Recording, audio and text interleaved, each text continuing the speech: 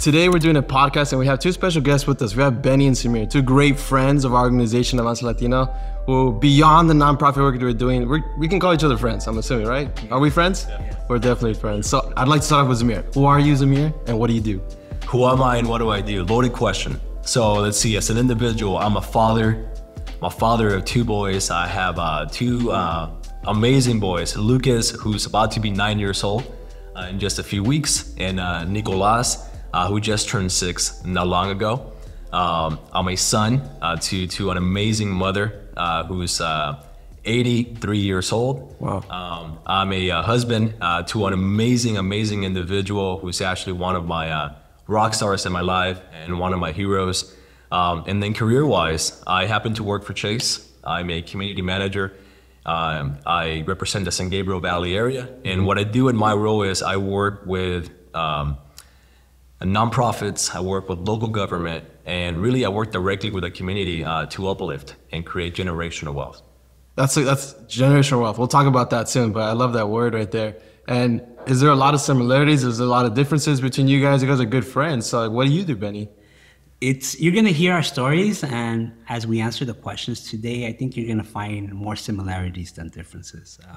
Whether it's family, just our background, our history, how long we've been in the financial industry. Zhemyr's story and my story align, so you'll see that. I am as well a father of two great kids. My son Abraham, which is a sophomore at high school now, and my daughter Alexandra, 11, going on 22, the heart of the family.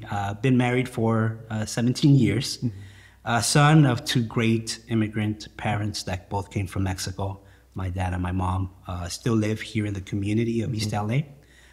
Brother to two wonderful sisters, and just a friend, a cousin, a mentor to a lot of people that I've had the opportunity to meet and touch throughout my career and my life, honestly.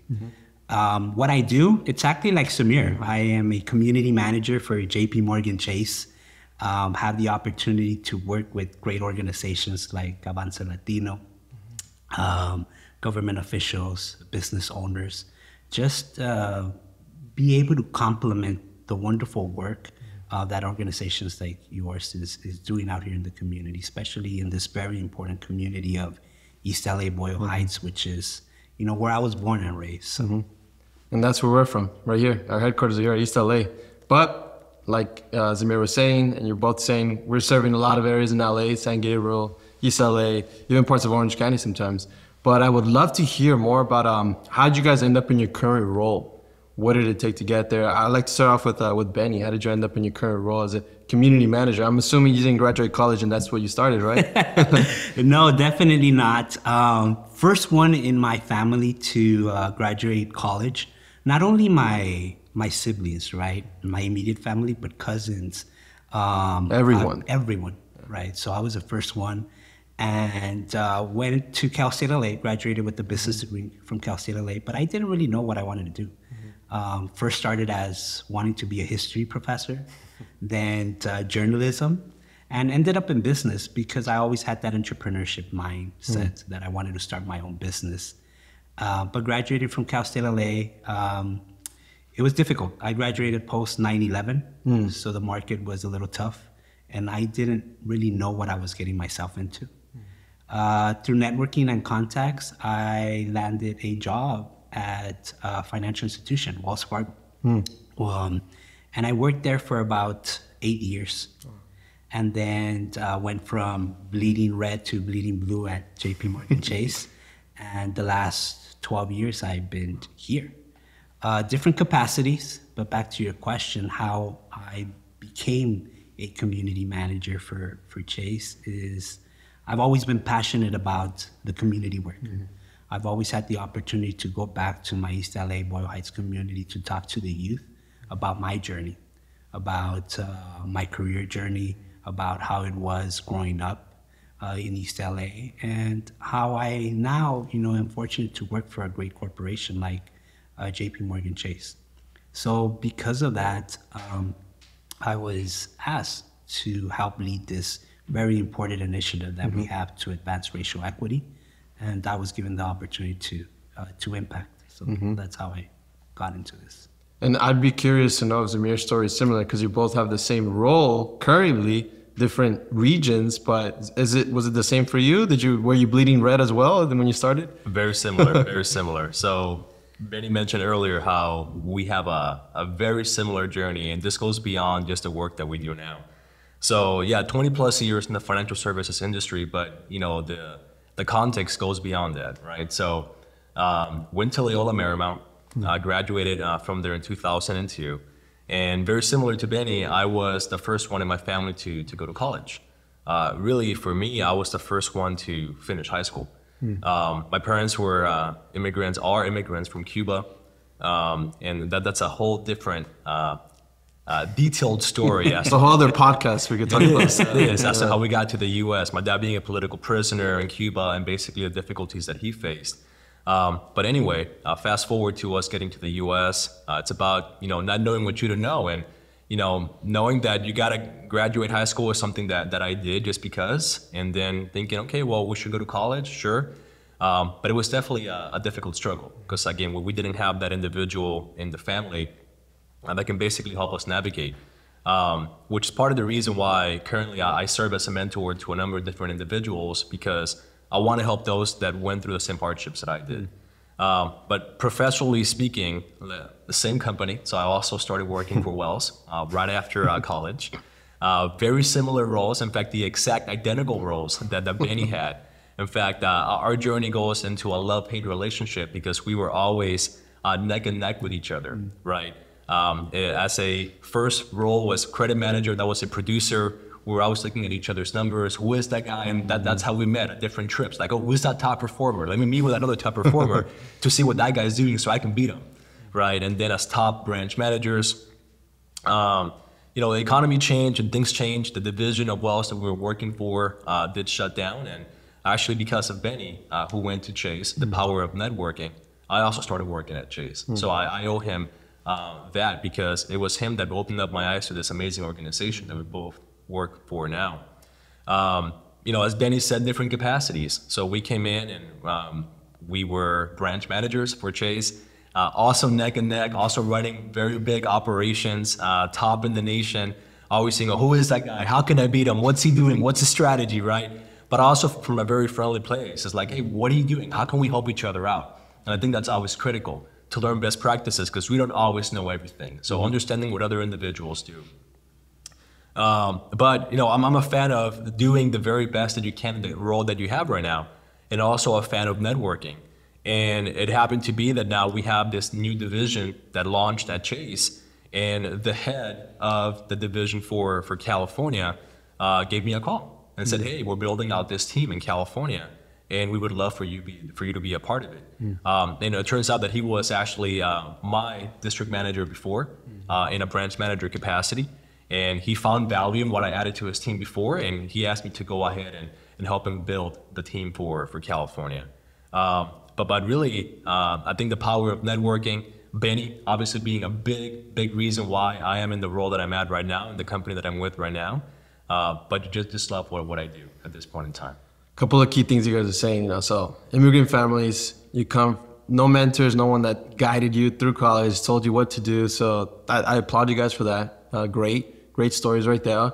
And it aligns you guys' stories, various similarities. And one thing I think that came out of all of this is the power of relationships and networking. For sure. Because you guys were able to manage through that, you know, financial crisis that we experienced, right? And we're able to land an amazing role where you're at now, which leads me to the next question I'd love to ask both of you. I can start off with Zhemyr, is what has been to date your most favorite job so far? You know, I can right off the bat say that my current role is my favorite role. But I think it's all relative to where you are at your point in your career. I think that honestly, I've been blessed enough where I've had amazing roles through my entire career. Thinking back to my very first role at Wells as a credit manager and as a loan originator, and the number of individuals that I was able to help there. Thinking about the complexity of the different roles that I've had, working with low to moderate income demographics to super affluent demographics.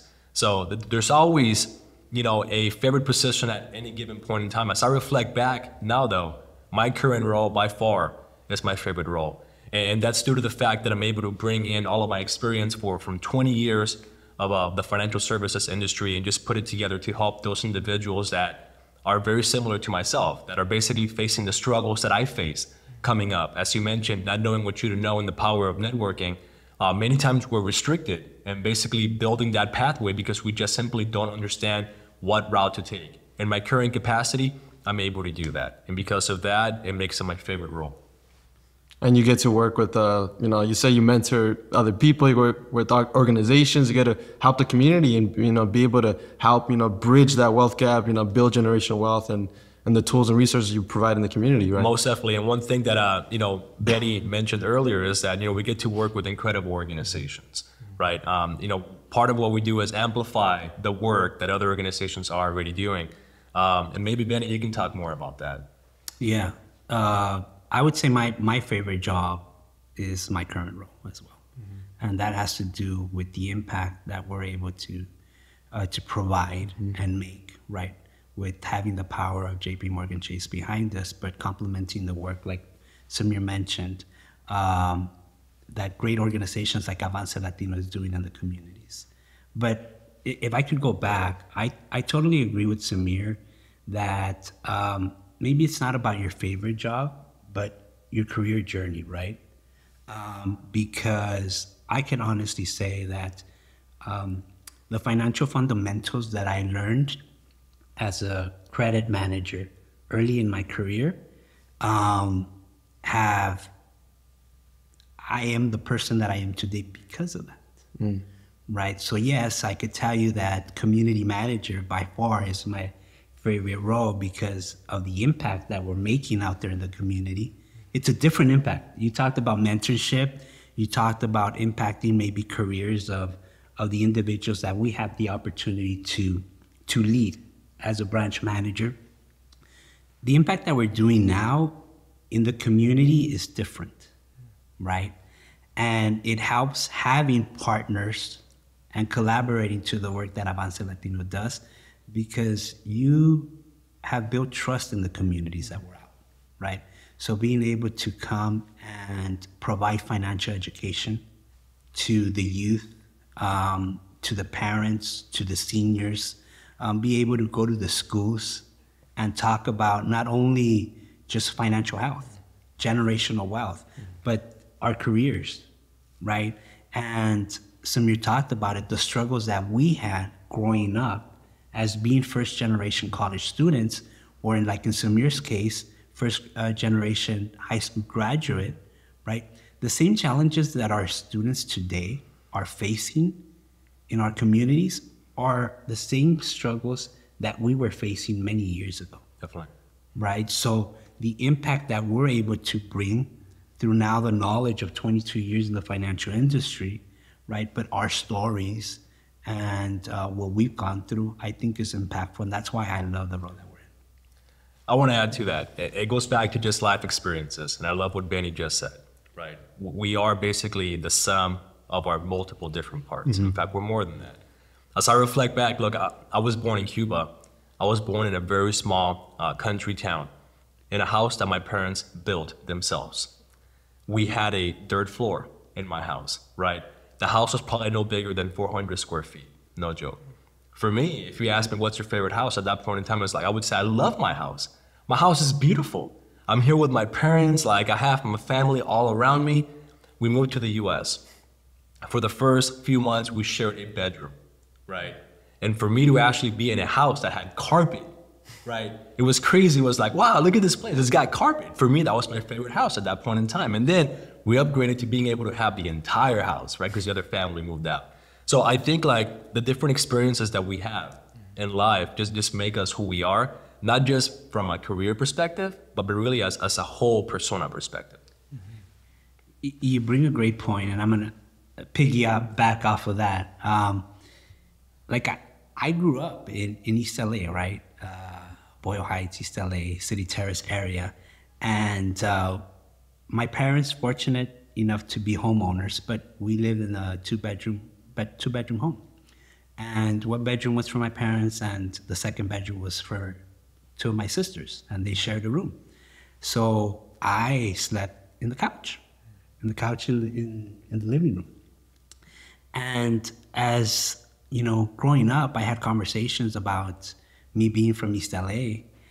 To Zhemyr's point, I was happy. I didn't know better, probably, or because inside of our four walls, it was the values of family, of taking care of each other, of just Hispanic, right? And being tight and, you know, providing for each other. And we're just happy, right? Maybe outside our four walls, yeah, you had gangs and you had violence and you had shootings and you had all these things. But in our four walls, it was a happy place, right? And I think that's the advantage that we have as having that Hispanic, Latino background, that I think a lot of our families are in that same situation, where maybe the outside of the four walls look a little different, but just making sure that internally we're okay helps, right? So two both very humble beginnings and very similar stories, although one Mexico, one Cuba, but similar stories. I love that you guys are still friends and still keeping up with each other, maybe bothering each other too much at times, but you guys are good friends, and I love your stories so far, be able to hear the humble beginnings, where you guys came from, and be able to do and accomplish what you guys have accomplished so far. And your life stories are just very impactful. I know that, you know, someone hearing this, like you said, people still struggle with the same struggles you guys had growing up to this date. So someone be able to hear that, like, man, I sleep on the couch, or man, I have a 400 square foot house, you know, like, it's just like, wow, and they did it. They're able to not only do it for themselves, but they're able to, you know, raise up their families as well. So that's awesome to hear. And you guys both have two kids, right? Yeah. Are you guys copying each other? Is it going to be a third one next, or? not for us. Not for us. Not for us. Okay, that's awesome. Awesome to hear. Now, talking about youth and talking about someone watching maybe their life experiences, I'd love to hear if you can go back in time and talk to Zhemyr or Benny at 18. What would you give them? What life advice would you give them? And anyone can start this one, but what advice would you give them? What would you tell them? Would you say buy Bitcoin, or what would you tell them? That's a great question, and I think I have the opportunity to do that because I have a 15-year-old son that I see myself, you know, providing advice and having conversations of my learnings, right, through my journey. But one thing that I would say, if I could go back, I would say to get out of that comfort zone and say yes to more things. And the reason I say that is because when I think about my career journey of 22 years in the financial industry, I only worked for 2 corporations so far, right? And I did great, like Zhemyr said, we did great at our first financial institution, working there for 8 years. And we've done great in this second financial institution for 12 years. But throughout that time, there was opportunities to maybe venture into maybe another industry, maybe another role. There was opportunities to relocate, right? And move away from Southern California to take another opportunity. So if I reflect on that, maybe taking more chances and saying yes to some of those other opportunities. Especially when you're young, right? And you don't have a family, you don't have a mortgage, or none of that, right? That's a key point, because like if you ask me now, like would you relocate, and a conversation that, you know, continues to come up, my answer is no, right?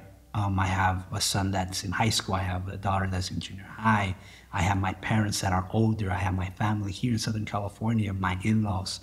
I wouldn't move. And you have Zhemyr. But if you would have asked me this, maybe when I was younger, right? When I was newly married, or only had Abraham, maybe it was an opportunity to move and for career progression, or to, like I said, to try different things and new things. But yeah, I think that would be the advice that I would give. Maybe go my back to younger the history teacher. No, I wouldn't, because I did try that. I wanted to become a history teacher because I loved the whole Great Depression era, World War II, and just, I love that. And my first semester or quarter, it was quarters back then at Cal State LA. My first quarter at Cal State LA, I took early civilization, modern history, and World War II era. And I hated history past that era, specific era, that specific era.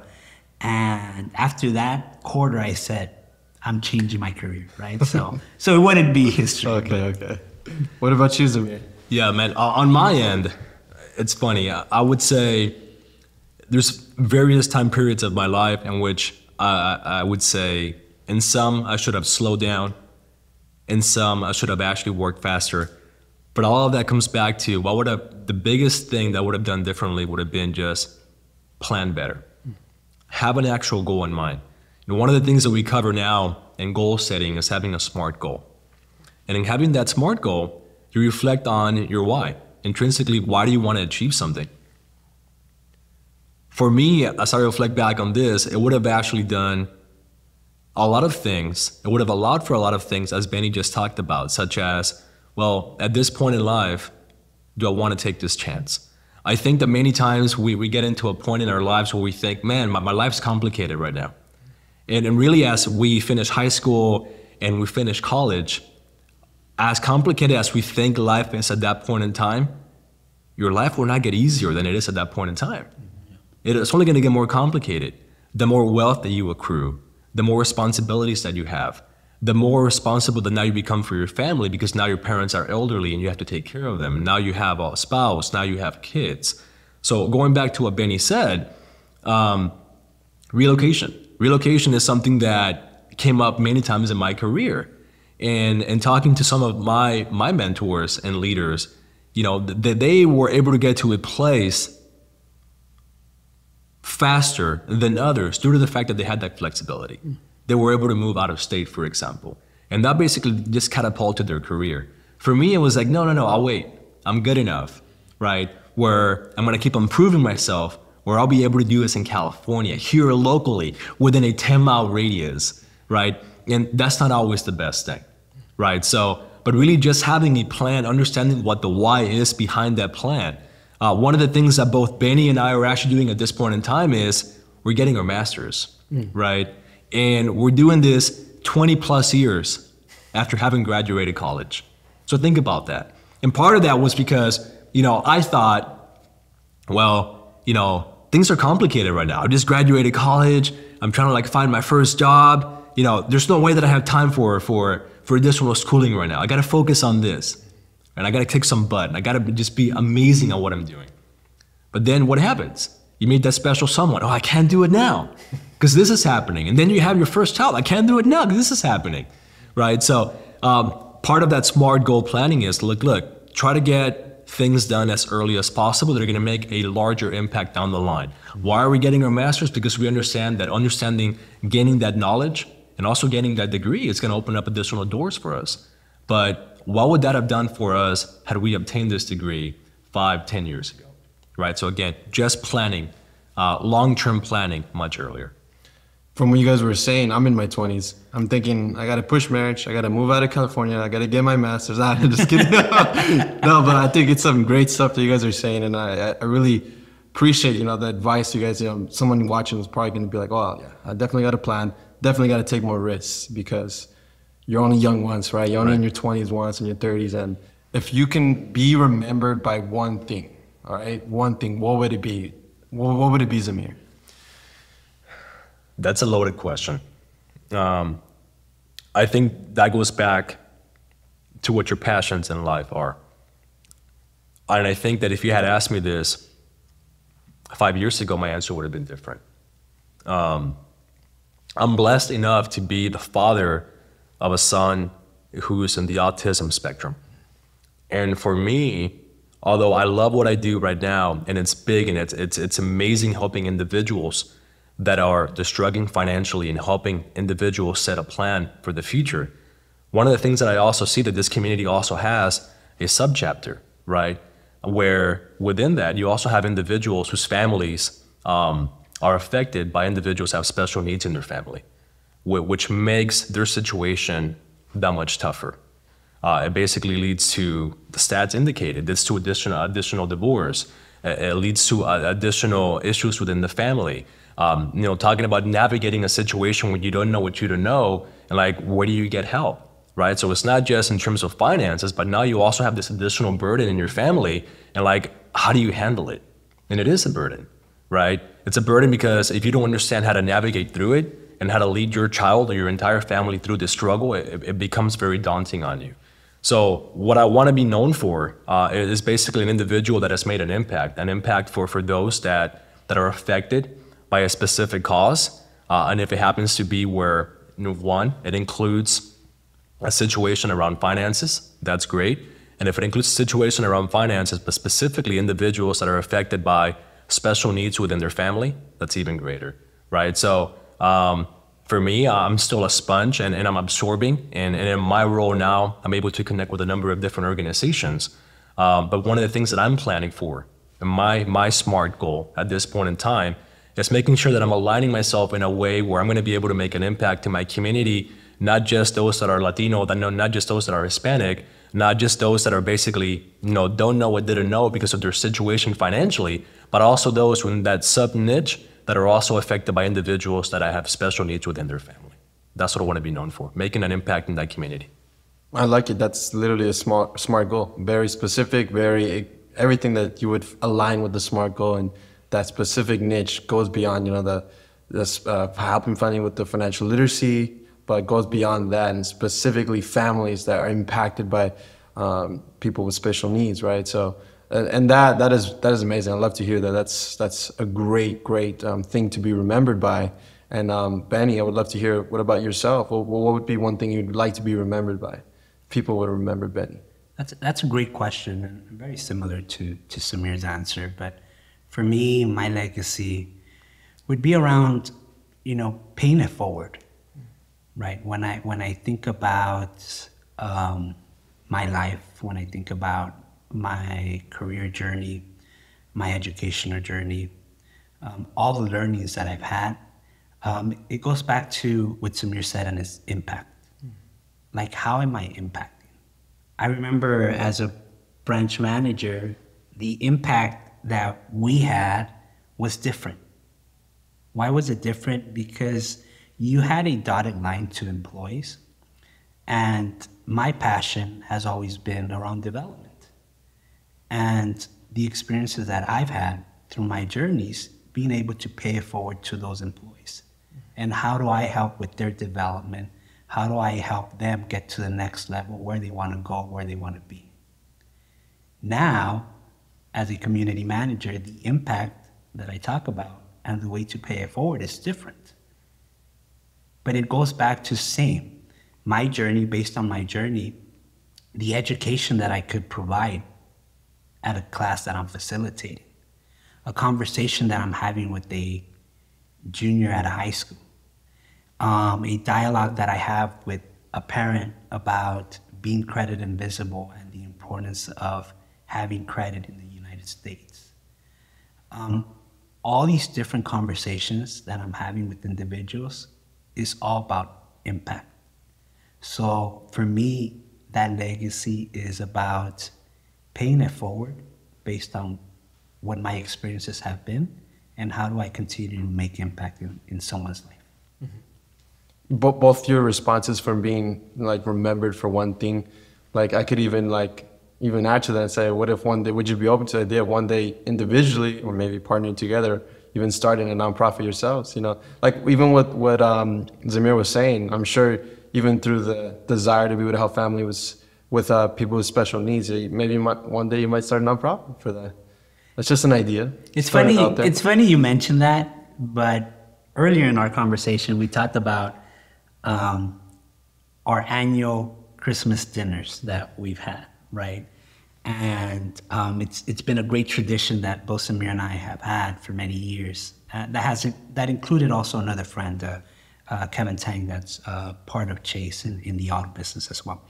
But every year that we get together, we have this conversation about, okay, where are we in our careers?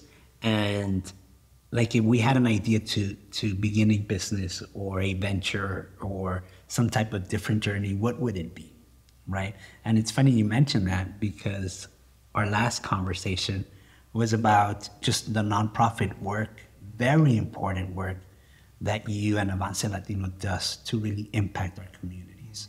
So when you tie it back to what we want to be remembered for, impact, it makes sense, right? Mm-hmm. We're fortunate enough to work for a great company mm-hmm. and have the power of JP Morgan Chase to help with this. But we weren't shy from that idea. So, yeah. We'll keep you guys posted. We'll see. We'll see if we have a Benny and Zhemyr nonprofit. But I would like to know, in talking about finance, talking about financial literacy and all that, if you had won, all right? If you had won $10 million, okay?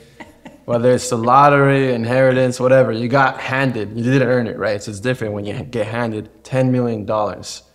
What would you spend it on?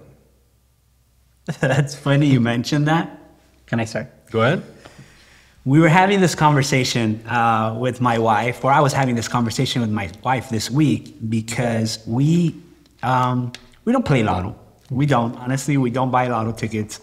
But there is this big hype around just the super lotto and what is it, $2 billion? $2 billion.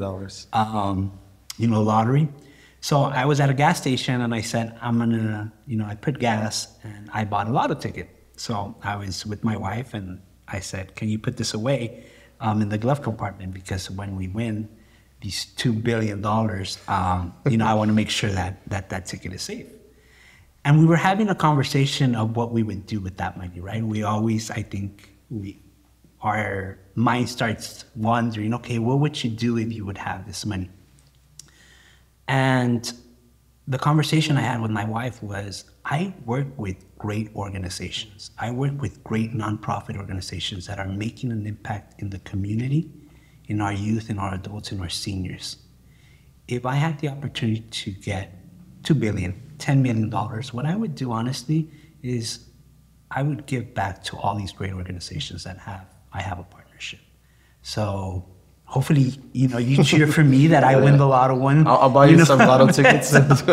so that I could give back to Avance Latino. But honestly, you guys do a great job, great work out there. And sometimes the resources are needed, right? So if I was in an opportunity to have more money than what I actually need, just giving it back, I think would be my answer. Paying it forward. Yeah, paying it forward. Would you roll up to the workshops in a Ferrari? No, you know what? Great question. But people have asked me, like, when you describe yourself or characteristics or in one word, I've always said, humble. I am one person that, I am fortunate to be okay because of my career, our hard work, my marriage, my kids. I'm in a great place, right?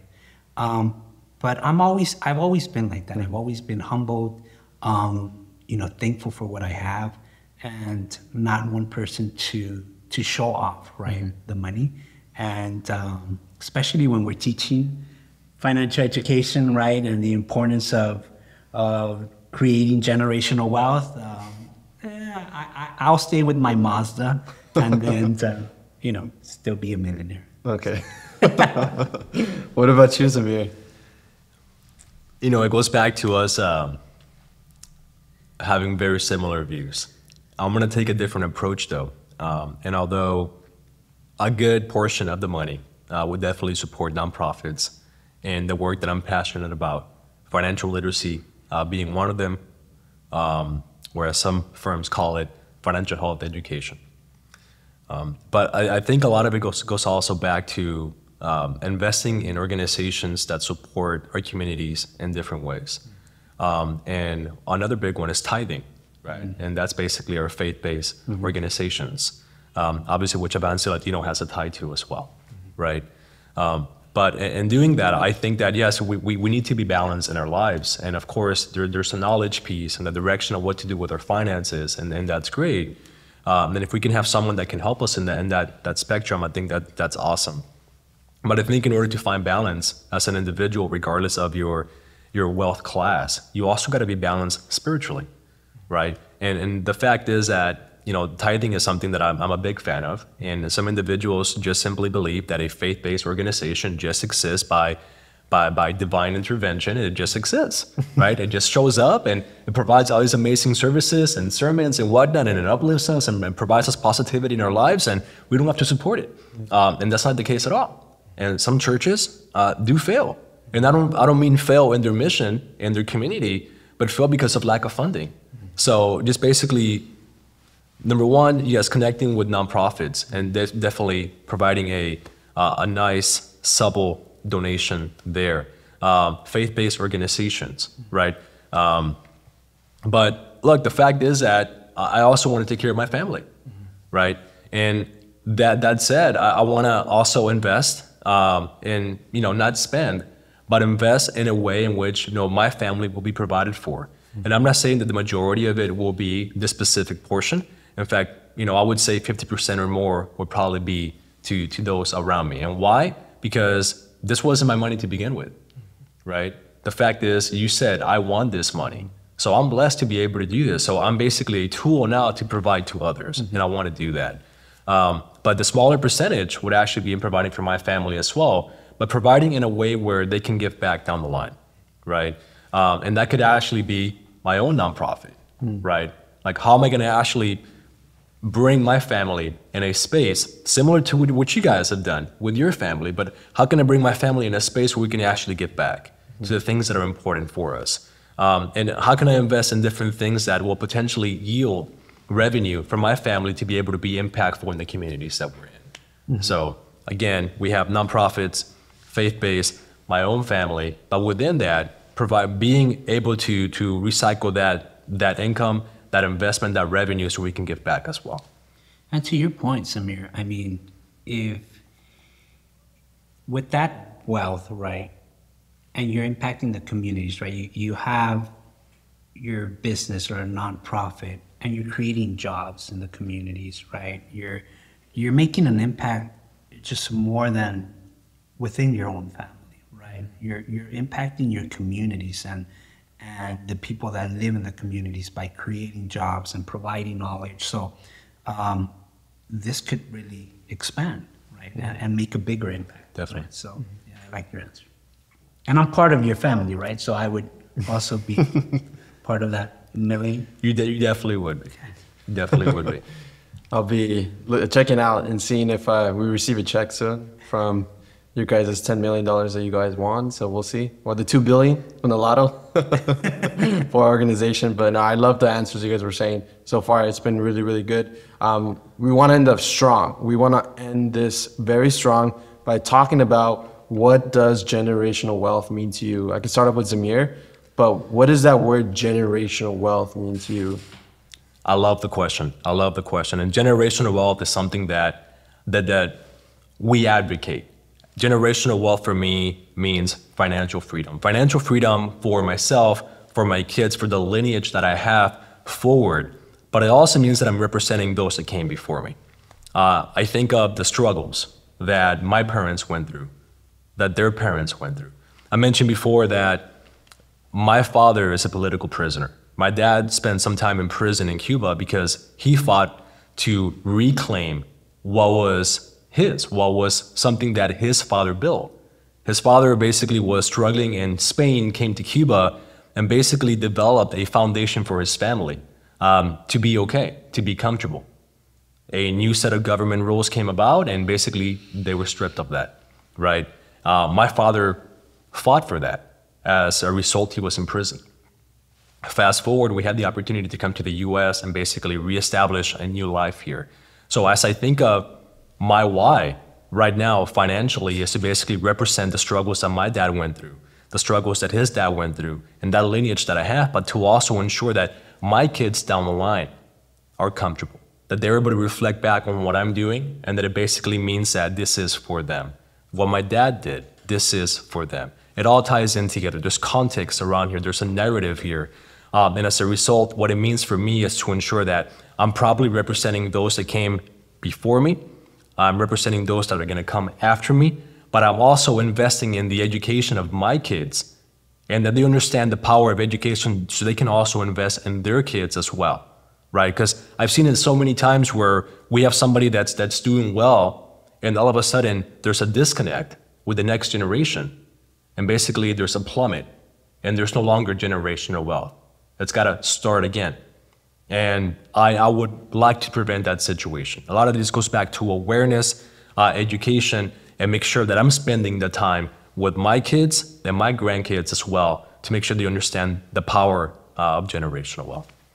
I love that. I love what you said. It's very impactful, especially your background, being able to not just think of the future, but even the past, the struggles before. And I can relate to that with my parents also being immigrants and their stories as well. And I know Benny can relate to that as well because he has that background, immigrant parents as well. Benny, what does generational wealth mean to you? Great answer and great question. When I think about generational wealth, and a lot of us might think generational wealth and we tie it back to money, right? But to me, to Zhemyr's point, it's more than money. I think with generational wealth, for me, it's three components. The first one is values. So when I think about the values that I have and my purpose as an individual, and how does that continue to throughout the different generations, right? My kids, I learn my values and my purpose from who? My parents and my grandparents. And I want to teach those same values to my kids and those same values to be taught to their kids. The second component is education, which Zhemyr talked about. Yes, we could think about having money, but if you don't have the education, then money means nothing, right? You have to have that education. So teaching my kids, because that's where maybe I didn't receive that financial knowledge from my parents. Why? Because like we said, they were immigrants that came from Mexico. So there, I navigated through my financial journey and I learned a lot of the things. Well, I want to teach those things to my kids so that they're better off in terms of the education piece. And they could teach that to their kids. And the last component, which is wealth, which is money, is that my parents were able to help my wife and I when we purchased our first home, right? Okay. They provided us with some funds to be able to give that down payment. So it's not only inheriting money, but like giving it in life. So for me, it's how do I help my kids right now create their generational wealth, right? Purchase their first house. Make sure that I help them with their college, right? So that they could get educated and have a better job, have a better career. But when I leave this world, this great world, still having that finance or that financial support or that money or that income or those funds to say, okay, I'm gonna inherit that money to my kids. And based on the values that we're taught and the education, they're gonna use that money to generations to come. So that's what I think about when you talk about generational wealth.